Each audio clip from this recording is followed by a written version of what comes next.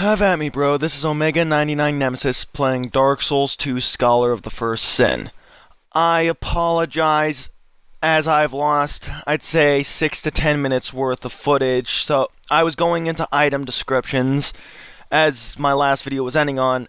I missed everything between Dark Sign and the Bone of Order, and at the end of it, I made a mildly dry, humor-esque joke about how I would be getting to the Bone of Order shortly, and so this video was going to actually start after that part, where the joke being, and by shortly I mean right now.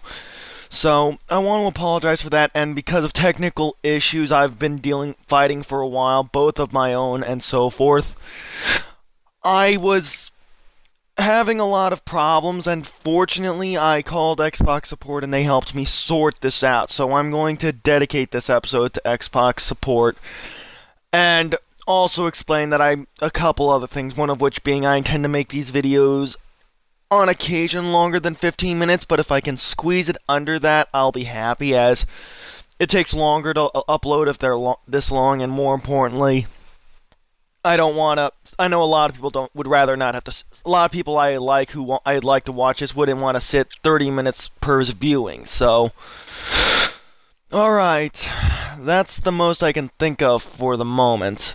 All right, then I'll stop wasting your time. Enjoy. And by shortly I mean right now. The Bone of Order, online play item. You will be punished for fleeing from other worlds by disconnecting unjustly. However, this charm will disperse the ire directed at you. But sins are not easily buried, and there's no telling if you will be left off so easily next time. Each encounter in life is a precious turn of fate, and fate will not be cheated.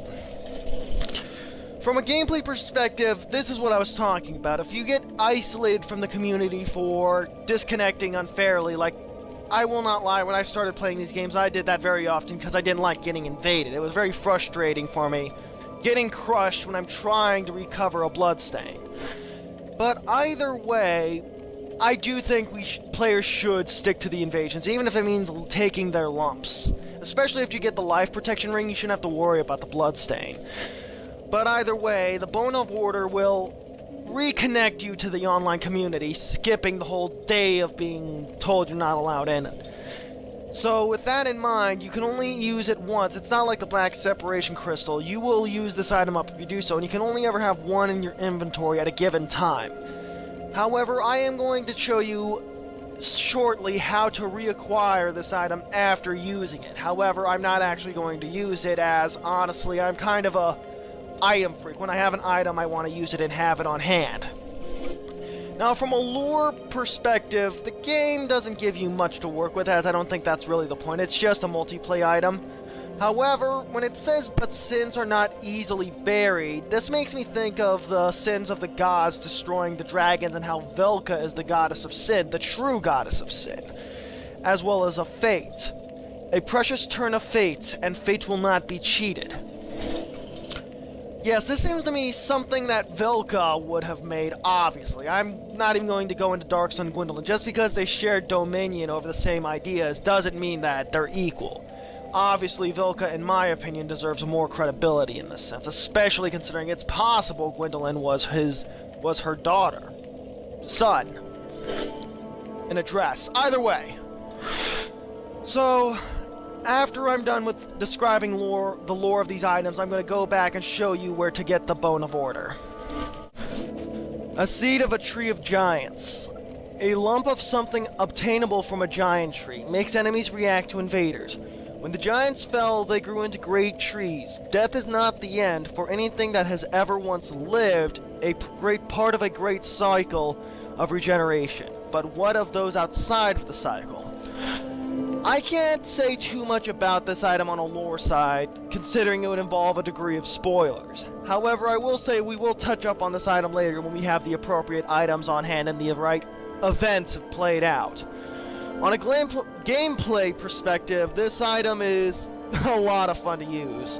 Basically, if you're in the middle of an area with a lot of tough or clever enemies and you're invaded and you don't want to have to deal with this guy for whatever reason, you can just use this item and snap. Like say in the Dragon Shrine, all these ridiculously OP'd and aggressive enemies will just start swarming him whenever they see him, in the same way they do to you. In this sense, this could be very entertaining as he'll end up exhausting himself against them, and then you can finish him off if you have to. Though, in all fairness, it would be good etiquette to use this only on an invader, as if you summon a red phantom, or just summon somebody for a duel in PvP, it's just, face him man-to-man, have some character. On a side note, I want to mention this is the item I took as my gift. This is because, like I said, you can only acquire, one per playthrough, so you have to basically play through, 60 hours of gameplay just to get one, whereas the Bonfire Ascetic, at most half that time, and this is simply the single most scarce resource. So, when I say use it on an enemies, yes, use it when you're in an area where your opponent would have to fight a lot of tough enemies. Don't waste it in an area where you can easily mow through the opponents, because then you're just throwing just as incompetent a threat to your opponent. Alright, next we're going to move into the small, smooth, and silky stone.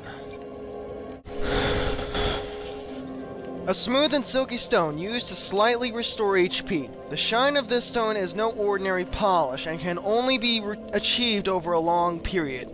Some in this land are in search of such stones. Alright, so from a gameplay perspective, it restores HP, however, I don't have much of an idea as to how, as I never used it for this purpose. There is another purpose to this in-game that I can show you shortly, but needless to say, it's more practical to just hang on to these when you get them.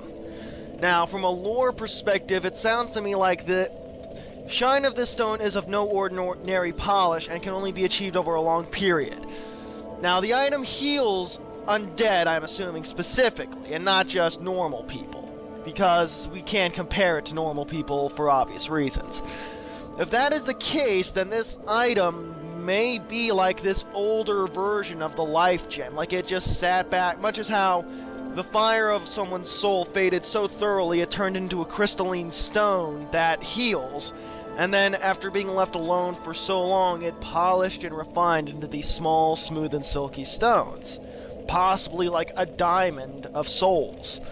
However, that is strictly conjecture, but it is something worth considering. Alright, now that we've gotten the items done in this category, we're going to move on to weaponry. The short sword, a small straight sword, longer than a dagger but still lightweight. Widely used as it requires no particular strength. A reasonable choice that will suffice in many situations, but not the thing to take along if you expect to face any serious challenges. This is reflected by the fact that the short sword has slightly lower stat requirements than most other weapons. It isn't a bad choice and a solid one in your offhand. However, it is a weapon you're going to be facing against in the hollows you fight early on in the game, and why you're fighting enemies with different weapons than this later on. The short sword is solid for the beginning, but I also think it does have a place if you know how to use it later on.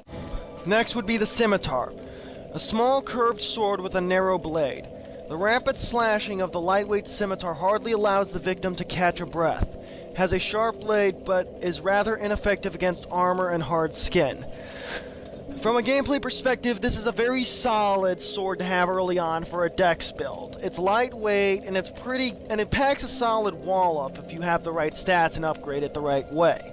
It says that you will have trouble hurting people in heavy armor with strong skin. I personally never put much stock in that, as my whole motif in gaming is always wield a sword. Clubs aren't really my alley, so I can't really defend or offend that notion. Now, from a lore perspective, there isn't much to say except that you're going to come across a couple enemies in the game who wield scimitars or weapons like this, though you're not going to meet them all that often. They're going to be rather rare. Now that we've got the weapon set with, we're going to go into armor sets. Because a lot of armor pieces in a set match, we're just going to go by the sets in general, and I'll list off individual pieces that might have separate lore to go upon. We're going to start with the imported set. A hemp hood that fully covers the face, provides protection from the elements and little more. The cursed souls who wander the lands have a strange way of ending up here, as if drawn from afar by some force. From what I can say, the imported set is pretty much a set that every character in Undead comes upon at some point and find themselves wearing. For what purposes, I don't know. Maybe it's supposed to have something to do with a cursed rebirth metaphor, or maybe it's just, as I stated, a part of a very cool introduction to the character's creation. Either way, these items aren't as bad as you might think, as, for example, some characters' classes start off lacking items. You can just splice the imported set into the gaps, or just replace it with the imported set as appropriate. Anywho, I personally do like the look of the hood, though one of my personal gripes with it is the fact that the mouthpiece never matches up like it did in the opening cutscene where it's over the nose's bridge. If you ever put it on, you'll notice your character's nose just jutting out of there, as it should instead be more form-fitting. But anyways, I don't think if there's nothing else to do with the imported set, I'll move straight on to the next set. A personal favorite of mine amidst the light armor sets, the Wanderer Hood and the associated set doesn't offer much in terms of lore. It's used for traveling and roving about. Not much to say there, but in terms of gameplay, it offers some pretty solid stats for its weight, and isn't a bad choice in my opinion. It is something that the swordsman gets, which is an incentive, as in Dark Souls 1 I played a Wanderer as I preferred his armor type as well as his weaponry. Which only makes it better, as you can get this set elsewhere in the Lost Bastille, though it requires a bit of exploring to do so. But there isn't much to say about the Wanderer set in lore and gameplay. I consider it a solid piece that can go quite far. I mean, I've worn pieces of the Wanderer set as far as into New Game Plus and into the Crowns areas. Long and short, this is an armor set that I can rely upon when things are dicey, and will not fail me in a pinch as other armors might. Alright, now that I have my items lore dealt with, I'm going to go ahead and show you where to get the Bone of Order if you've used it. You're going to have to backtrack past the old ladies, and then open back this door that you used to get into the cottage. Then you're going to have to work your way onto the plateau, then across the bridge back to where the kobolds were. Don't make the right-hand turn behind the hidden paths to Yogur, you'd be going the wrong way. Now, go through here, past the kobolds, back to that shrine you wake up in. I should say that I've received conflicting explanations that you have to kill all the enemies in the entire area of things betwixt for it to spawn, but after using the Bone of Order, after a set period of time, the item will generate here. I don't know how long per se, but then you can go ahead and use it after, if you need it. You know, so this will be where you get your next Bone of Order after using your first one. Like I said, though, there are a couple of requirements, such as killing all the areas in the area, which I need to have verified, and the other being you have to wait a period of time, like it might be an hour, but I could be wrong. Either way, yes, after you've used your Bone of Order, I suggest you behave yourself until you get your next one. Alright, so now that I've got this bit dealt with, I'm going to go ahead and take us back to that bonfire, and then we're going to go into dialogue with the three old ladies and their woman servants.